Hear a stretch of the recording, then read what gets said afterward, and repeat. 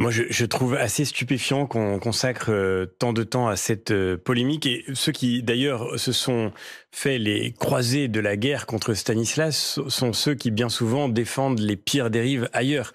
Parce qu'en réalité, ce rapport que vous évoquez, qui a été publié par Mediapart, qui depuis plusieurs jours est en train de tenter de fragiliser Stanislas, Mediapart était le même média qui défendait bec et ongle le lycée Averroès, qui, lui, pour le coup, a fini par voir son contrat d'association révoqué avec l'État, parce que les dérives qui s'y multipliaient, l'enseignement d'Hassani Hussein, imam depuis expulsé, des cours qui expliquaient aux jeunes filles qu'il ne fallait pas se faire examiner par... Non mais ce que je trouve frappant, je vais vous dire, c'est que aujourd'hui, si dans ce pays, le principal danger pour l'unité républicaine, c'était le lycée Stanislas, je crois que la France ne se porterait pas trop mal. Mais c'est normal que l'argent public subventionne de telles pratiques ? Mais vous connaissez bien le privé, vous avez été élève dans le privé, vous avez été professeur dans le privé, vous trouvez ça normal ? J'ai été professeur dans le public et dans le privé, et je peux vous dire que je n'ai vu à aucun moment dans mon travail de professeur, je n'ai vu à aucun moment de menace pour l'unité républicaine dans l'enseignement privé sous contrat que j'ai eu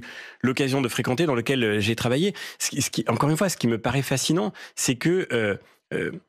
D'ailleurs, le rapport que vous citez est un rapport à charge. Il était fait pour cela. Il a été lancé par le ministre Pap Ndiaye pour pouvoir fragiliser Stanislas. Ce rapport, je l'ai lu. Je ne sais pas si vous l'avez regardé. Je l'ai trouvé très étonnant par le fait qu'il va chercher systématiquement des élèves dont le témoignage peut être négatif sur l'établissement. Ils ne sont pas très nombreux, mais à aucun moment il ne parle de tous les élèves, et pour le coup ils sont nombreux, qui sont heureux de vivre dans cet établissement.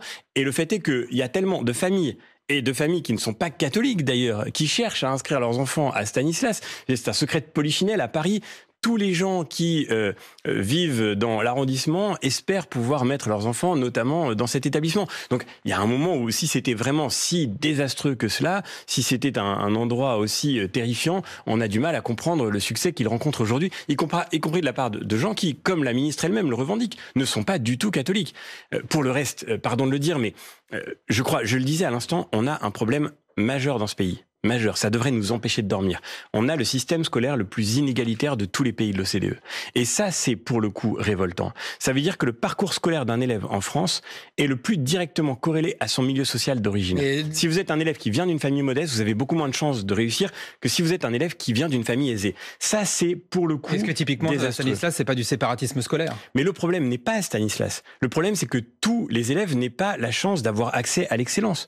Le problème, c'est que ça n'est pas qu'il y ait des établissements, y compris d'ailleurs publics, où on transmet le meilleur. Le problème, c'est qu'il y a beaucoup d'établissements, et notamment publics, où, malgré le dévouement des professeurs, les élèves n'ont pas la chance de pouvoir accéder à l'essentiel de la connaissance dont ils auront pourtant besoin pour réussir leur existence. C'est ça le vrai problème. Et de ce point de vue-là, on s'y prend à l'envers quand on cherche à casser ce qui aujourd'hui est devenu, parce que c'est ça qu'on reproche à Stanislas, c'est d'être devenu effectivement un symbole d'une excellence qui est effectivement, et ça c'est désastreux, réservé à une forme d'élite sociale. Ça c'est désastreux, mais c'est pas de la faute, encore une fois, de Stanislas. La vraie question, c'est comment faire en sorte que tous les élèves, d'où qu'ils viennent, aient accès à cette excellence. Et c'est là que les propos de la ministre étaient particulièrement blessants à l'endroit des professeurs, évidemment.